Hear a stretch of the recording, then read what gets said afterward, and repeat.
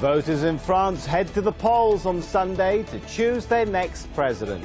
After a spate of attacks, the country is on high alert and security a big concern. How much will it influence then the people's choice at the ballot box? This is Inside Story.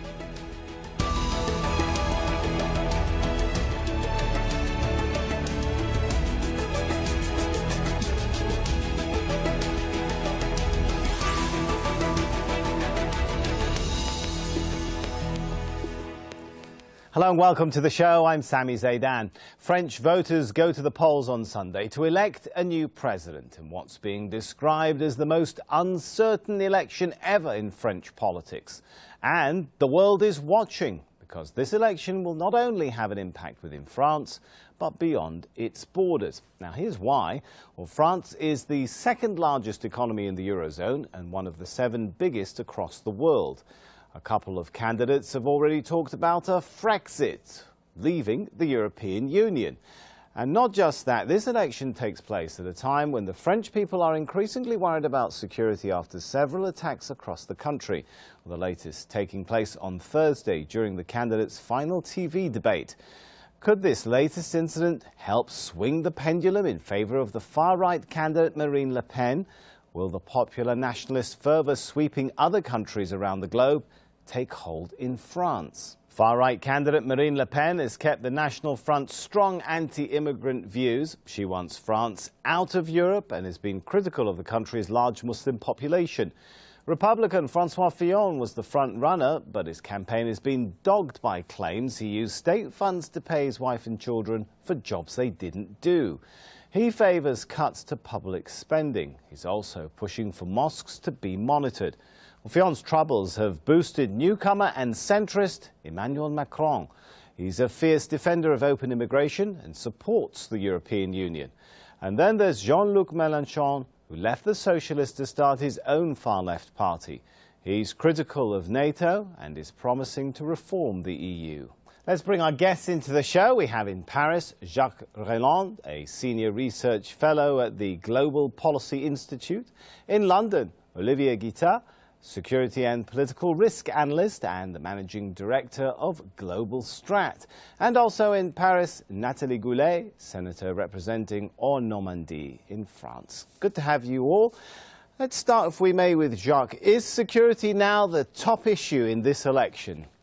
It was not during the campaign, but it has become the top issue in the last few days, following the revelation that a potential attack against candidates could happen before the election. And some people were arrested in Marseille a few days ago. And obviously, the events of last night, the announcement at the time on television when all the candidates were answering questions about their program, suddenly that with many viewers, that brought the issue to the fore of the campaign in the last few days. In the last few days, the campaign stops tonight officially. So it could be, and many people think that it might be a game changer, or at least it will have some impact, at least on the voting. Okay, that's a good point and a good time for me to transition into Nathalie. So the picture's changing, Jacques says there. Do you think by the time the voters go to those polls, it's going to be about security, economy, unemployment, all of those issues will be taking a back seat? Well, you know, those issues should have been head of the schedule. Unfortunately, the affairs went on, and then we didn't have a real campaign on the basis, but you know, the fight against terrorism was always in the air. I mean, it's not brand new, but it took a new way by the attack of yesterday, of course. Let's bring Olivier into it. From a security perspective, France, of course, has witnessed a number of attacks. Does the latest one in any way, Olivier, change or add anything new to the security challenge France is facing? No, not really, because if you look at the number of attacks that French security services have foiled since the beginning of the year, we're talking about 7 in just 3 months. So the amount of potential terrorist attacks that are facing France has gone really up since January 2015, and we have now a situation where France is at the top of the food chain, if you will, of jihadist groups, and it's far from a surprise for many people within the country that unfortunately this happened last night. So far from a surprise. Let me go back to Natalie. Do you agree with that then? Why are we thinking that this will be the top issue? Will it impact people really when they go to the polls, if people are becoming used to the fact that unfortunately there are attacks like this? No, may I tell you something? We are never ready, and we are not used to terrorism, and we always want to fight it. But at the same time, our intelligence services were absolutely aware and told everybody, including the press, that this election was also a question with a high level of insecurity and threat. So somebody were expecting something. We were expecting something, except that yesterday was absolutely unpredictable. We didn't know where and who. But we are still on the under a state of emergency, may I remind you. So this question of security was always in the air. I mean, even the people were not talking about it, but during the different speeches, we had this issue all the time. Okay, then I guess the question is, Jacques, are we going to see security concerns translate into increased support for the right wing of French politics? What do you think, Jacques?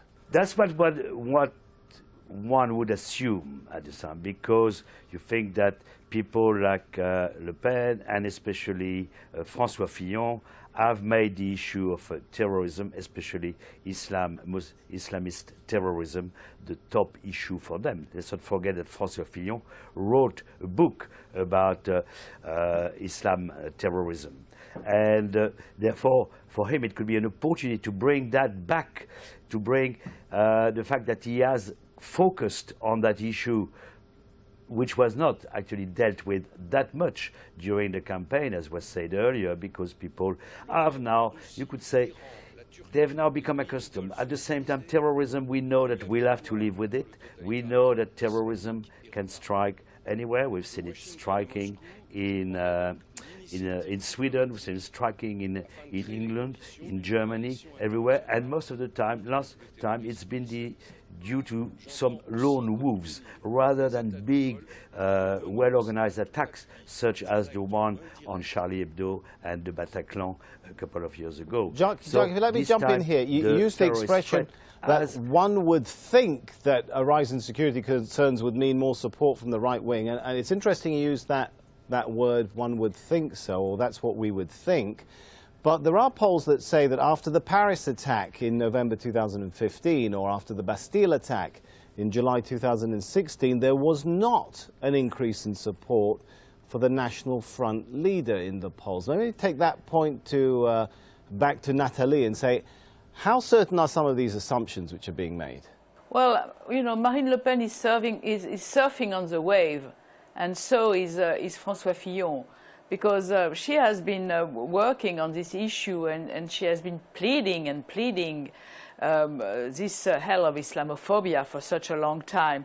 So now she looks right, and so she did a very strong speech this morning, and it was very scary for the Republican and for the people who love the democracy and multiculturalism. But at the same time, you know, it's something that the people want to listen to. Mm-hmm. And you also have to face that now the French population, most part of them are really scared, and they are listening very carefully what Marine Le Pen is saying, unfortunately. Okay, people are scared. Perhaps a good time to ask Olivia the question, will security be stepped up? Is it going to look any different now for Sunday? Will fear of those attacks, the scared scenario that Nathalie's pointing out there, is it going to dampen voter turnout, do you think? I don't think so. I mean, looking first at your point regarding the security to be stepped up, it has already been stepped up to the max level. We're talking about 50,000 soldiers and police put on the streets of France in the past 2 weeks. In the run-up to those elections. So there's not much that the state can do to protect people from terror attacks.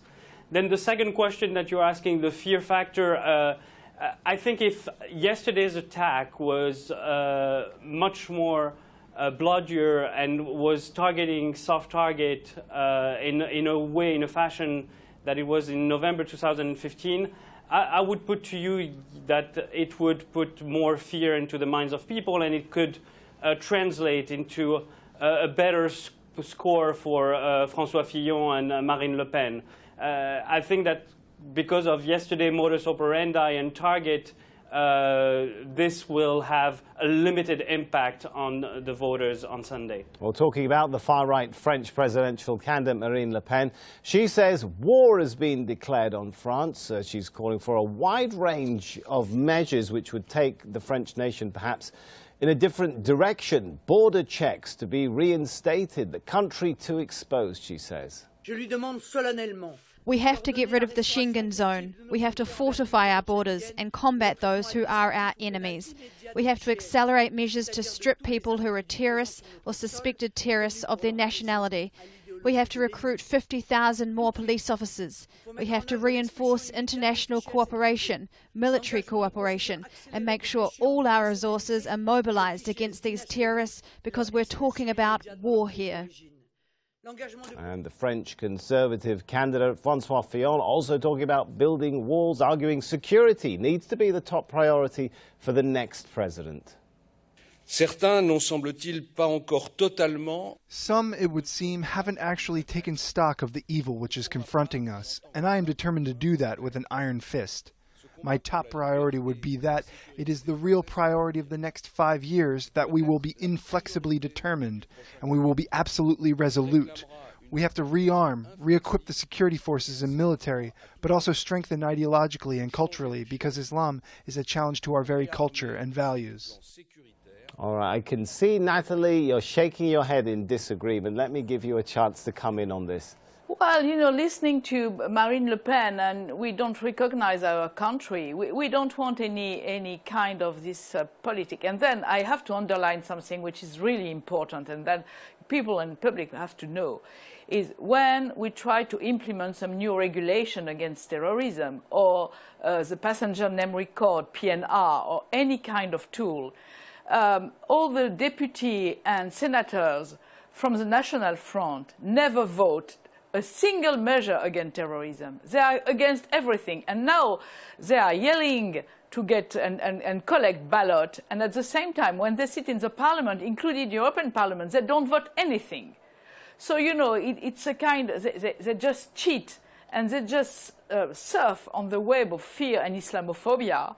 And anything which is law like that will help them to collect ballot. And it's exactly less, of course. The same thing for François Fillon, who is also using this file, which is Islamophobia or Organization of Islam or anything linked with Islam, to try to collect ballot and surf on the wave of fear. And it's really unfair, and it's not good for the French society. All right, Jacques there, the fear of Muslims, the fear of open borders, fear of the EU. You listen to some of the statements coming out of François Fillon and Marine Le Pen, and it sounds like the calls for France to almost close up on itself are getting louder, are they? They're getting louder from some camps. Obviously, on the part of François Fillon and Marine Le Pen, is because they're in a state of despair. They think that maybe this election, they're going to lose this election. So they're ready to ride or to surf on any issue that could help them to provoke a state of fear in the population. I think they're exploiting it. And, well, as I said, if you look at the facts, you know that there's not been anything in France happening, any concerted attack in France since July 2016. We know that the security services have been completely reorganized and are now more efficient and have foiled many attempts, as I mentioned earlier, the last one in Marseille. And when you talk about closing the borders, let's not forget that many of these attacks have been carried out by French nationals who did not cross border. And actually, when you talk about Europe not closing the borders, it means you would also lose your connections with other European intelligence services, maybe, and that has been a key factor in foiling some attacks, such as the one which led to the arrest of the 2 people in Marseille, that the information came from British intelligence. Yesterday there was information coming from Belgian police to let France know that one suspect was meant to be going to Paris. As it turned out, it was not quite right. But the funny thing is that the Daesh statement mentioned Belgian terrorist while it was actually a Frenchman. Then the other measure consisting in arresting all the people who have been fiché, we say, who have been recorded, who have been spotted as potentially radical, to arrest them, judge them. Sometimes Marine Le Pen would put them in jail. That would be totally counterproductive, because actually it's through surveillance of these suspects that the police and the security services have been able to fight the terrorist threat. You've raised a bunch of good points there, Jacques. Let me, if I may, take them to Olivia. So far we know that, for example, in this most recent attack, the suspect is a French national. Would clamping down on immigration, would somehow withdrawing from the EU, would any of those sorts of measures have prevented an attack like this? The one from yesterday, definitely not. I mean, as one of your guests mentioned, 95% of the attacks in France were perpetrated by Frenchmen. The only 2 cases we had is those Syrians that came at the Stade de France and passed as refugees. And the closing of borders, I think, will not have any impact. I mean, the main issue here is to get the intelligence from anyone that is close to the circle. So it means, you know, penetration of networks, getting information from the communities, getting information from other countries. Olivia, what about rounding people up, as Marine Le Pen has advocated, the sorts of, as Jacques termed them there, the fishy characters, round them up and put them in jail? Does that help a security situation, or is that counterproductive? That would not help. I mean, she talked about deporting the foreign people that are on this list. I suggest that most of them are Frenchmen. And as I said, it has to be done, you know, with a velvet glove. And the way to do it is to get more than often intelligence. I think that what would be very important is to get people that are close to potential terrorists to come forward and to feel confident to speak to the police, to know that, you know, as a good citizen, protecting one's own when it comes to violence is not the way to go.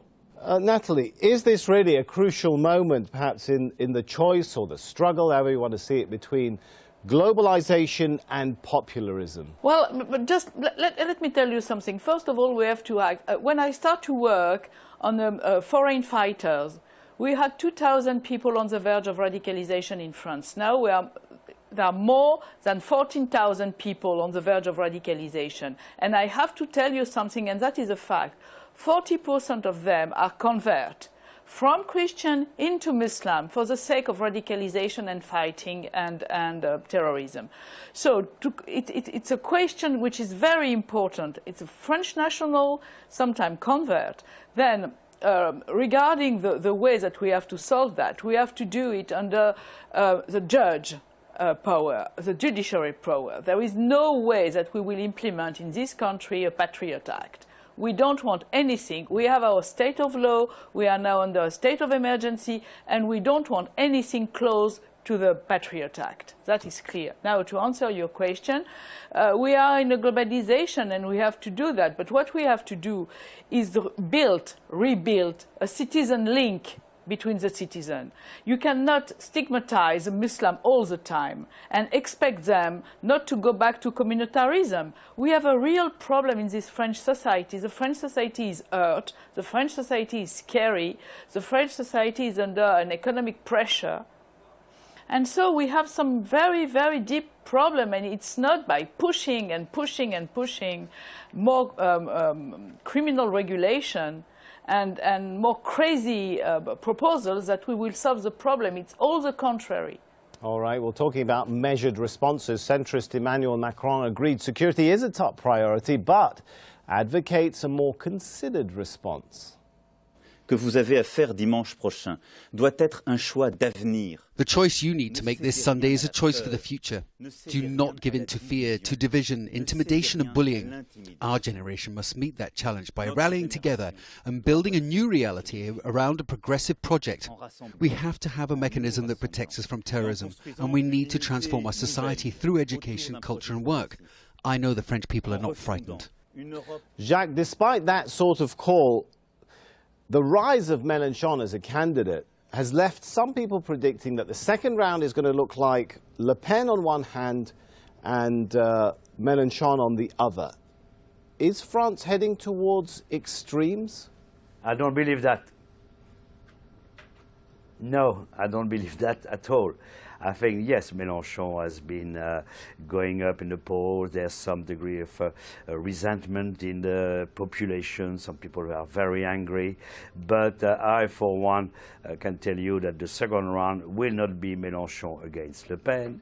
And I can also, if I want to say, I can affirm that Le Pen will not be the next president of France. Obviously, the terrorists are voting for Le Pen or maybe Fillon. By doing this act yesterday, they wanted to create divisions in French society, which they would wanted to push the government to forget the future government or the candidates, to forget all about our democratic principles. They wanted to actually increase, to make Islamophobia stronger in the country in order to motivate Muslims into jihad, because they would then be discriminated against even more than they already are. So it's quite clear that if one is definitely interested in a peaceful, successful France, it cannot be based on the politics of fear. And that's why I think Emmanuel Macron is right to remind people that let's keep calm. We've had worse events than that. One of the great things about France, one thing that has reassured me, is how calmly the population has reacted to the Charlie Hebdo and the Bataclan attacks. We've seen recently an indicator showing that tolerance of other races, of Islam, has increased in France, and racism has gone down in the last couple of years. And I think that's a credit to the current government, who's played a big part in keeping things calm. All right, I think we've got a couple of minutes left, so I'm going to give 1 minute to Nathalie before we have a final minute with Olivia. Nevertheless, Nathalie, how unprecedented is it that we're even talking about a scenario perhaps in which the two major parties in French politics may not, in the reading of some people, even be in the second round of voting, that we may be talking about France putting out of the EU, that we may be talking about a realignment of relations with Russia and so on and so on?